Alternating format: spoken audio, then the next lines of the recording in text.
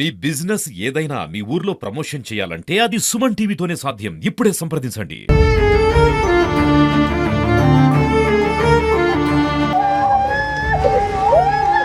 మీరు చెప్పండి తండ్రిగా, అంటే మీరు ఆ స్థలంలో ఉన్నారు, ఆ అబ్బాయి చెప్పేటప్పుడు ఆ అబ్బాయితో మాట్లాడుతున్నారు మీరు. ఆ అబ్బాయి వర్షన్ ఎలా ఉంది? ఇప్పుడు గత సంవత్సరం నుంచి కూడా అప్పుడు అబ్బాయి సెకండ్ ఇయర్ అప్పటి నుంచి కూడా మా పాప ఫస్ట్ ఇయర్లో ఉండే. అప్పటి నుంచి కూడా టార్చర్, ఫోన్లు చేయడం కానీ, బండబూతులు ఇట్లా లాంగ్ లవ్ చేయమని లైంగికంగా టార్చర్ చేయడం కానీ, అది మాకు అమ్మాయి చెప్పినప్పుడు మేము సి టీమ్ ఇక్కడ వరంగల్ సి టీంలో కంప్లైంట్ చేయడం జరిగింది. కాలేజ్ చెప్పలేదు, డైరెక్ట్ ఇక్కడ తర్వాత మళ్ళీ అక్కడ చెప్పాము. అప్పటికే ఆయనది సెకండ్ ఇయర్ దగ్గరికి వచ్చేసింది, క్లోజింగ్. పాపది ఫస్ట్ ఇయర్. సి టీంలో కంప్లైంట్ చేయడం జరిగింది. కంప్లైంట్ చేసినాక వాళ్ళ మదర్ను ఫాదర్ని వాళ్ళందరినీ రప్పించి కౌన్సిలింగ్ చేశారు. చేసిన తర్వాత అతని ఫోన్లో అమ్మాయిల అన్ని ఫొటోస్, ఇక బట్టలు లేకుండా న్యూడ్ ఫొటోస్ ఐఫోన్లో. సెకండ్ ఇయర్ అబ్బాయికి ఐఫోన్ వాళ్ళ తప్పే లేదు, కానీ ఇటువంటి ఫోటోస్ ఒక దగ్గర 10 జీమెయిల్ అకౌంట్లు ఒక మొబైల్లో 10. వాళ్ళే అడిగారు గిన్నికైనా అకౌంట్లు ఎందుకంటే ఒక్కొక్కరికి ఒక్కొక్క అకౌంట్, ఒక్కొక్క మెయిల్. కిరాణా షాప్కి పోతుంటే ఎన్కేజీలు ఫోటో తీసాడు, వీడియోస్ తీయడం, అది తీసి మళ్ళీ వేరే వాళ్ళకి ఫార్వర్డ్ చేయడం. ఇట్లా అవన్నీ చూసి వాళ్ళే చూసి మొత్తం ఫార్మాట్ చేశారు. ఐఫోన్ సి టీం వాళ్ళు ఫార్మాట్ చేసి తర్వాత మళ్ళీ ఇచ్చిరా లేదో మనకు తెలియదు. తర్వాత వాళ్ళ మదరు వాళ్ళ ఫాదర్కి ఇలా రాసిచ్చడం జరిగింది. ఈ అమ్మాయికి మీ ఇంటికి రావడం కానీ, మీ వీధిలో తిరగడం కానీ, ఎలాంటి ఫోన్ కానీ టార్చర్ కానీ రాదు. జరిగిన అమ్మాయికి ఏమైనా జరిగినా కానీ పూర్తి బాధ్యత మాదే ఆమె అని మన రిటర్న్గా కూడా బాండ్ పేపర్ని కూడా రాసి ఇవ్వడం జరిగింది. అది కూడా సి టీంలో కంప్లీట్ ఉంది. అది ఆల్రెడీ నిన్న 28 నిన్నటి రోజున మాకు అమ్మాయి మళ్ళీ ఇట్లా కాల్స్ మళ్ళీ హరాస్మెంట్ చేస్తున్నాడు అని అంటే సరే చూద్దాం తీయని మేము అనుకున్నాం. నేను అరౌండ్ 2 వరకు ఇంటికి లంచ్కి వెళ్ళాను. లంచ్కి వెళ్ళే టైంలో పాప కాల్ చేసింది, ఫాస్టింగ్ డాడీ కొంచెం మంచిగా తీసుకురమ్మని, భద్రావతి తినొద్దు అని చెప్పాను. సరే ఊకే మరి ఇంకోసారి రెండోసారి రిపీట్ చేసే వరకు తీసుకొని వెళ్ళాను. నేను లంచ్ చేశాను, పాప కూడా తిన్నది. ఒక హాఫ్ అన్ అవర్ దాకా మాట్లాడాను పాపతో. అప్పుడు మాట్లాడినప్పుడు మీకేమైనా అనిపించిందా? అంటే తను అధైర్యంతో ఉంది, లేదంటే ఏదైనా చేసుకునేంత పిరికిదైతే కాదు, పిరిగి కాదు. పాప అన్ని షేర్ చేసుకుంటే ప్రతి ఒక్కటి ఏది ఉన్నా కాలేజీలో ఏది జరిగినా ఇట్లా చెప్పి ఈ అబ్బాయి విషయం కూడా మీ దాకా తీసుకొచ్చిందంటేనే తను ఒక ధైర్యంతోనే తీసుకొచ్చిందని అర్థం కదా. సరే చూద్దాం మళ్ళీ ఒకసారి షీటింగ్ మళ్ళీ వెళ్దాం అని నేను బయటకు వెళ్ళిపోయాను. నేను వెళ్ళిన ఒక పావు గంట లోపలనే నాకు ఫోన్ రావడం జరిగింది. ఏదో అన్ఎక్స్పెక్టెడ్ పర్సన్ మమ్మల్ని గమనించుకుంటూనే ఉంటాడు. వీళ్ళు ఎప్పుడు బయటకు వెళ్తారు, వీళ్ళ మదర్ ఎప్పుడు వెళ్తారు, వీళ్ళ డాడీ ఎప్పుడు బయటకు వెళ్తారు, ఇవన్నీ గమనించుకుంటూనే అటు వెళ్ళిన ఒక 15 మినిట్స్ అంతే వెళ్ళిన. కాలా చూస్తాను, వెంటనే బ్యాక్ వచ్చేసాను. అప్పటికే ఫాలో ఇట్లా లోపలికి అన్ఎక్స్పెక్టెడ్ పర్సన్ ఎవరో తిరుగుతున్నాడు, లోపలికి వెళ్తున్నాడు. మేము వచ్చేవరకే అది పాపను ఏమో చేసి మేము పాపను అంత గమనించలేదు. అది మెసేజ్ బయటికి మెస్ డోర్స్ అటు బ్యాగ్ది ఇటు ఫ్రంట్ది కూడా మెస్ డోర్ ఓపెన్ చేసిన, డోర్స్ ఓపెన్లే ఉన్నాయి, మెస్ డోర్లు క్లోజ్ చేసి ఉన్నాయి. ఆ మెస్ డోర్ ఓపెన్ చేసుకుని ఆ గోడ నుంచి వెళ్ళి దునిపోతుంది. ఎవరో పర్సన్ మరి అరే ఎవరు అని నేను బ్యాక్ సైడ్ వెళ్ళాను జరిగింది. ఆల్రెడీ గోడ దునికడం వెళ్ళిపోతున్నాడు. మళ్ళీ నేను ముందటి నుంచి వెళ్ళి పట్టుకోవడం జరిగింది. అందరూ చూశారు పట్టుకున్నప్పుడు కూడా. చాలా దూరం వెళ్ళిండు, ఆ కట్టకాడికి పోయినా పట్టుకోవడం జరిగింది. ఫస్ట్ నన్ను పట్టుకోవడం, మీ అమ్మాయిని చూసుకో ఫస్ట్ చంపేసిన చంపేసిన అన్నాడు. రికార్డ్ ఏం లేదు మనకు. అప్పుడు అసలు అమ్మాయికి ఏమైంది ఏంది టెన్షన్లో ఎందుకు ఇన్ని ఇప్పుడు కూడా నువ్వు రాసిచ్చినావు కదా ఇది. మళ్ళీ అక్కడికి వెళ్ళి ఫోన్ రావడం, అక్కడికి అరుపులు వస్తున్నాయి ఇంట్లో నుంచి. అందులో మనం వదిలేసి మేము ఇక్కడ ఇంట్లోకి రావడం. ఆ చివరికి అమ్మాయి పాప గాయాలు కూడా ఉన్నాయి మొత్తం. ఈ చేతులకు గాయాలు అన్నిటి గాయాలు, అమ్మాయికి గాయాలు కూడా ఉన్నాయి మొత్తం. ఇటు ఇప్పుడు తనే యాంగ్ చేసుకుంటే నాలుగు బయటకు వెళ్ళడం కానీ, టాయిలెట్ కానీ ఏదో ఒకటి కంపల్సరీ దానిలో మనకు సింటమ్స్ అక్కడ తెలుస్తుంది. ఇలాంటిది అంత పిరికి అయితే కాదు. పోలీసులు ఏమంటున్నారండి? ఏ స్టేషన్లో మీరు కంప్లైంట్? కేయూ పోలీస్ స్టేషన్లో ఏమన్నారు? ఇన్వెస్టిగేషన్ చేస్తున్నారు వచ్చారు, కంప్లైంట్ తీసుకున్నారు. ఇన్వెస్టిగేషన్ కోసమైనా అబ్బాయిని అరెస్ట్ చేయాలి కదా ముందు. మరి మీరు గనక గొంతు మీద అటాక్ చేశారు అబ్బాయికి అనుకుంటే మిమ్మల్ని కూడా తీసుకెళ్ళాలి. యాక్చువల్గా మీ వెంటనే రెస్పాండ్ అవ్వాలి కదా. అవి ఆ అబ్బాయికి ఆ మరకలు ఉండాలి, మిమ్మల్ని తీసుకెళ్ళాలి. అది ఏది జరగకుండా దాన్ని ఎందుకంటే ఈ కేసును ఇప్పుడు మీరే వాళ్ళు కంప్లైంట్ ఇచ్చారు. ఈ కేసును నీరు గార్చడం కోసం, ఎందుకంటే అపోజిట్ ఒక కేసు పెడితే ఇది వాళ్ళే ఫస్ట్ కంప్లైంట్ ఇచ్చారు. వాళ్ళు ఇచ్చిన తెలియదు, ఇట్లా చెప్తున్నారు మనకి. ఇట్లా అతనే కోసుకొని చెప్తున్నారు, గొంతు కోసుకొని ఈ కేసును నీరుగార్చడం కోసం. ఇది ఒక డ్రామా తప్ప ఇది మిగతా ఛానల్స్లో కూడా రాంగ్ ప్రొపగండా అవుతుంది. జరిగింది ఒకటి. అలా యాక్చువల్గా అందరూ కాలనీ వాళ్ళు కూడా చూశారు. అమ్మాయి ఎలాంటిదని కాలనీ వాళ్ళు తెలుసు, అందరికీ తెలుసు. ఆ అబ్బాయిని పట్టుకున్నప్పుడు కూడా ఆ అబ్బాయి కూడా ఎలాంటి గాయాలు కూడా లేవు. చాలా బాధాకరం అండి. అంటే ఒక బేబీ పోయి మీరు బాధలో ఉన్నారు, వేరే వేరే వార్తలు రావడం ఇదైతే చాలా చాలా విరుద్ధమైన విషయమే. దయచేసి మీరు చెప్పండి ఇప్పుడు ఏం న్యాయం కోరుకుంటున్నారో మీ మాటల్లో ఒక్కసారి. మా అమ్మాయి కంపల్సరీ న్యాయం జరగాలి, వాడిని కూడా అదే విధంగా చంపాలి, శిక్ష పడాలి. సంవత్సర కాలం నుంచి మీరు మీ అమ్మాయితో ఇదే బాధని ఫేస్ చేస్తూ ఉన్నారు. ఇదే టార్చర్ రాసిచ్చడం మళ్ళీ ఏం లేదు కదా అనుకుంటే మళ్ళీ స్టార్ట్ చేసిండు. ఇట్లా చేస్తున్న డాడీ అంటే సరే చూద్దాంలే, ఇప్పుడు మనం వెంటనే రియాక్ట్ కాదు కదా, మళ్ళీ ఒకసారి వస్తే మళ్ళీ చేద్దామని వెళ్ళి అంతే ఒక 10-15 మినిట్స్లో వాడు చంపేసి మనం అమ్మాయిని గమనించలేదు. ఫస్ట్ వాడిని పట్టుకునే క్రమంలో వాడు అదే ఆలోచన ఉన్నది తప్ప అమ్మాయికి ఏమైంది మళ్ళీ అరుపులు వినిపించే వరకు మళ్ళీ వాడిని అక్కడనే వదిలేసి వెళ్ళడం జరిగింది. రైట్, విన్నారు కదండి. అయితే వాళ్ళ మాటల్లో విన్నారు కదా. అయితే పాప హ్యాంగ్ చేసుకుందా మరి చేపించబడిందా అనేది అయితే ఇంకా తెలియాల్సి ఉంది. అయితే ఏదేమైనా అక్కడ అబ్బాయి పారిపోతున్న క్రమంలో అక్కడ ఉన్నప్పుడు వీళ్ళకి అంత పెద్ద వార్నింగ్ ఇవ్వడం అనేది ఎంత అబ్బాయి పైచాచికత్వానికి నిదర్శనం అని చెప్పాలి. ఈ వార్తలు అనేది దయచేసి ఆపండి. ఇప్పుడే వాళ్ళ అమ్మగారితో వాళ్ళ ఫాదర్తో కూడా మాట్లాడడం మనము, వాళ్ళు చెప్పింది కూడా విన్నాము. ఒక్క నిమిషం, అతని మొబైల్ డాటా అనేది తీస్తే అతను ఎంత క్రూరమైన ఈజీగా అనాలిసిస్ అవుతుంది. అతను ఎటువంటి క్యారెక్టరు, ఈ మామని కాదు చాలామంది అమ్మాయిలు ఆ షీటింగ్ వల్ల అప్పుడు కూడా గిన్నికన్నా ఫోటోలు ఏంద్రకి ఇవి అన్నీ. ఇంకో ఇప్పుడు అమ్మాయికి జరిగిపోయింది, చనిపోయింది, అయిపోయింది. ఫర్దర్గా ఇంకొక అమ్మాయి కూడా ఇట్లా చేస్తే ఎవరు కూడా అమ్మాయిలను కలవడానికి సిద్ధంగా ఉండరు. ఎవరు కూడా అమ్మాయిలను కలవాలంటే జంకుతారు. అసలే అమ్మాయిలు తగ్గిపోతున్నారు, ఇంకోళ్ళు అమ్మాయిలు కలాలంటే ఇటువంటి విధానాల వల్ల ఈ రాంగ్ ప్రొపగండా ఏమిటైతే వాళ్ళని హీరోని చేస్తున్నారు. హీరోని చేసి మొన్న ఏం చేసినా నాకు ఏమైంది, నేను గీసుకున్నా ఆ కేసు అనేది మాపై అయిపోయింది, వాళ్ళ ఆపోజిట్ పెడితే వాళ్ళే విత్డ్రా అవుతారు. ఇది ఒకటి. ఇట్లా చేస్తే అమ్మాయిలను కలవడానికి కూడా ఎవరు ఏ తల్లిదండ్రులు కూడా. మీరు అమ్మాయికి ఏమవుతారండి? నేను మామని అవుతానండి. మీరు ఆ చుట్టుపక్కల ప్రాంతాల్లో వాళ్ళ ఇంటి ముందు లైన్లో ఉంటాను నేను. సో ఎవరైనా ఇంటిమేట్ చేశారా? కాలనీ వాసులు నాకు ఫోన్ చేశారు. వాళ్ళు ఫోన్ చేస్తే ఇంట్లో ఎవరున్నారు, మరి ఒక అన్ఎక్స్పెక్టెడ్ పర్సన్ కనబడుతున్నారు, సో ఒకసారి మీ బావగారైనా రమణారెడ్డికి కాల్ చేయండి, కనుక్కోండి మరి ఇంట్లో ఎవరైనా ఉన్నారా అని అంటే నేను మా బావకు ఫోన్ చేయడం జరిగింది.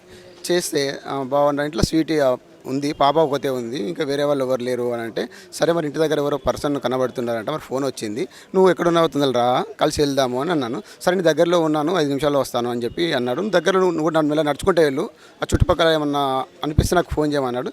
నేను లోపలికి వెళ్ళాను. లోపలికి వెళ్ళేటప్పుడు మా బావ కూడా వచ్చారు.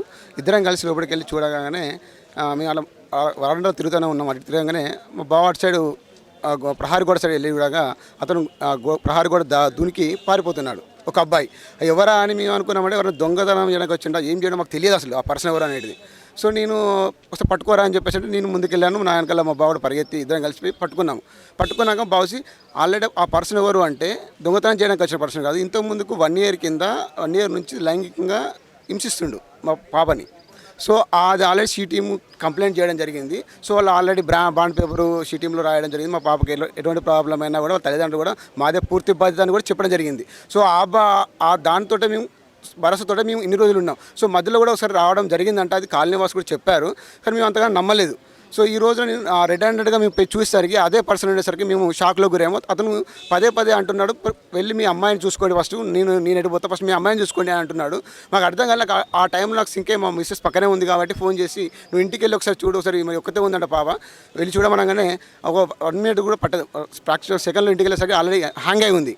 హ్యాంగ్ అయ్యి చూడగానే మా మిస్సెస్ అరుపులతో బయటకు వచ్చింది. అలాగే కాలనీ వాసులు వచ్చి చూడగానే హ్యాంగ్ అయ్యి తీశారు. తీసి ఏం తీసుకెళ్ళబోతుందగానే చనిపోయిందని చెప్పి ఇక్కడ డిక్లేర్ చేశారు.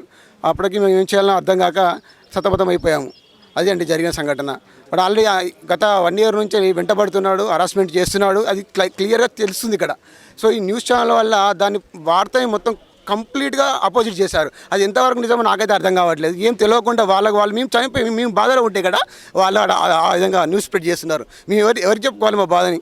మా దగ్గరికి ఎవరు రాలేదు. మేము ఇక్కడ మా పరిస్థితి మా బాధలో మేము ఉన్నాం. ఇక్కడ దయచేసి మీ న్యూస్ ఛానల్ ద్వారా కానీ న్యాయం జరిగేలా చూడమని మేము కోరుకుంటున్నామండి. తప్పకుండా అండి, అంటే శిక్ష పడాల్సిందే అట్లాంటి వ్యక్తులు, కానీ మేము కూడా కోరుకుంటున్నాం. బట్ నిజానిజాలు అయితే తెలియాల్సింది, ఇన్వెస్టిగేషన్ అయితే ఖచ్చితంగా జరగాల్సిందే మీరు అన్నట్టుగా. అయితే అబ్బాయి చెప్తున్న క్రమంలో అంటే ఇంటికి వెళ్ళి చూడండి అంటే అంత ధైర్యంగా ఆ మాట మాట్లాడాడు కదా, అంటే మీకేమనిపించింది? నాకు ఎందుకు డౌట్ అనిపించి ఇంటికి వెళ్ళి చూడండి ఫస్ట్ మీ అమ్మాయి దగ్గరికి వెళ్ళండి అంటే నాకు అర్థం కాలేదు. అందుకే నేను ఇమీడియట్ నాకు స్ట్రైక్ అయ్యి నేను మా మిస్సెస్ని తొందరలో ఇంటికి వెళ్ళి నువ్వు ఒకసారి ఇంటికి వెళ్ళి చూడు ఒకసారి అంటే, ఎందుకంటే ఆల్రెడీ 1 year కింద జరిగిన సంఘటన ఇది.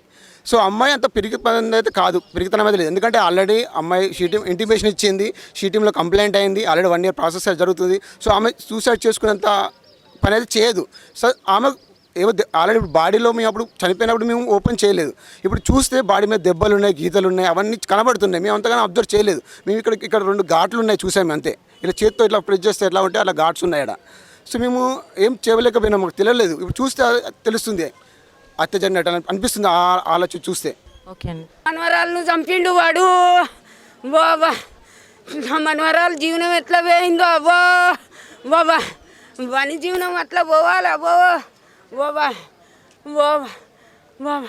పిల్లలు కాదా అవ్వా, నా మనవరాలు ఒక్కది కాదు బిడ్డో, నా సీటవ్వా 1000 మంది జీవనాలు ఉంటాయి అవ్వో, ఎంతమంది చదువుతారు అవ్వో బాబా. ఏం చేస్తారు వీళ్ళు ఎమ్మెల్యేలు ఏం చేస్తారు, వీళ్ళు పోలీసు వాళ్ళు ఏం చేస్తారు, కలెక్టర్లు ఏం చేస్తారు. గిట్లా ఆడోళ్ళ జీవనాలు పిల్లల జీవనాలు తీస్తంటే నా సీట్ అవ్వో బాబా, ఇంతమంది బలి తీసుకుంటారు. కొంచెం సందాయించుకొని మీరు ధైర్యం తెచ్చుకోవాలి, జరిగిన అన్యాయానికి పోరాడాలి. మీరు మీ కూతుర్ని మీరు చూసుకోవాలి. ఇప్పుడు మీరు ధైర్యం కోల్పోతే మీ కూతురుకు చాలా ఇబ్బంది అవుతుంది. నా కోడలు పోరాడదాం, నా కొడుకు పోరాడదాం. అమ్మా అమ్మా కొంచెం ఓపిక పడదాం. వాస్తవాలు అవాస్తవాలు తెలుసుకోకుండా ఈ న్యూస్ ఛానళ్ళు కూడా ఇలాంటి ప్రచారం చేయడం కూడా కరెక్ట్ కాదు. మైనర్ బాలిక మీద ఇలాంటివి చేయడం చాలా బాధాకరమైనటువంటి, ఇటువంటివి చేయకూడదు. నిజాలు తెలుసుకొని ఇటువంటి చేయాలని మా యొక్క అభ్యర్థన. She is very clever, madam. Recently, she wrote IIT JEE Mains. She is state topper candidate. ఇలాంటి టైంలో ఇలా జరగడం చాలా ఇబ్బందిగా ఉంది మేడం. న్యూస్ ఛానల్స్ వాళ్ళు కూడా ఇట్లా రాయడం చాలా తప్పు మేడం. సో జరిగింది ఒకటంటే ఇంకోటి రాస్తున్నారు. న్యూస్ ఛానల్ చేయకుండా కొంచెం చూడగలరు. రాంగ్ ప్రోపగండా చేయకండి. ఇలా మీరు రాయకుండా న్యూస్ కవర్ చేయకుండా చనిపో. ఈ న్యూస్ ఛానల్ని చూస్తే చాలా బాధ అనిపిస్తుంది. ఏదైనా విషయం ఉంటే పూర్తిగా తెలుసుకున్నాక 1 గంట అయినా కానీ ఇప్పుడు వచ్చిండ్రు, నిజం వస్తుందా లేదా అనేది న్యూస్ ఛానల్ పట్టుకొని వింటారు. ఎవరైనా పూర్తిగా తెలుసుకోకుండా అమ్మాయి మైనర్ అని చూడకుండా తల్లిదండ్రుల బాధ ఏందని చూడకుండా మా బాధలో మేము ఉంటాం. వాళ్ళు ఏమి ఇస్తున్నారు, అబ్బాయి ఇట్లా అబ్బాయి తండ్రికి పోసిండు. అక్కడ న్యూస్ ఛానల్ వాళ్ళు హోటల్లో చూసినాం మేము, ప్రెస్ రిపోర్టర్లు నిన్న గలీజ్గా మాట్లాడుతున్నారు. మరి మేమేం చేయాలి? నోరు మూసుకొని వచ్చినాం, చెవులు నోరులు అన్నీ మూసుకొని వచ్చినాం. పిచ్చిగా ఎందుకు? ఇది మాత్రం మంచి పద్ధతి కాదు. ఏదో యూట్యూబ్ ఛానల్ పెట్టుకొని లేకుంటే ఏదో ఛానల్ పెట్టి పిచ్చి ఇవి చేయడం అనేది కరెక్ట్ కాదు. వాళ్ళకు కూడా అక్క చెల్లెళ్ళు అందరు ఉంటారు, ఫ్యామిలీ ఉంటుంది. ఇప్పుడు 24 గంటలు ఎంత మూతలు మోగినాయి తెలుసా? మాకు ఇజ్జత్ అనిపిస్తుంది. అసలు వీళ్ళ బాధకు ఉండాలన్నా చావాలన్నా ఎక్కడికి వస్తుంది. అలాంటివి జరుగుతాయండి. ఈ అమ్మాయి ప్లేస్లో వాళ్ళ ఫ్యామిలీ మెంబర్కి ఒకరు అమ్మాయికి జరిగితే వాళ్ళు ఏంటి, ఏ రకంగా ఆలోచిస్తారు? వాళ్ళు చేయడానికి ఉండాలి కొంచెం అయినా ఇంగిత జ్ఞానం. ఆడపిల్లలు అంటే అంత అలసా? అలాంటివి చేయకూడదు. కొద్దిగానైనా ఆలోచన రాసేటోడికి, కనీసం ప్రచారం చేసేటోనికి మరి మా అమ్మాయి ఎవరు, మైనర్ వాళ్ళ పరిస్థితి ఏంది, ఇదివరకు ఏం జరిగింది అనేది కూడా తెలుసుకుని లేదు.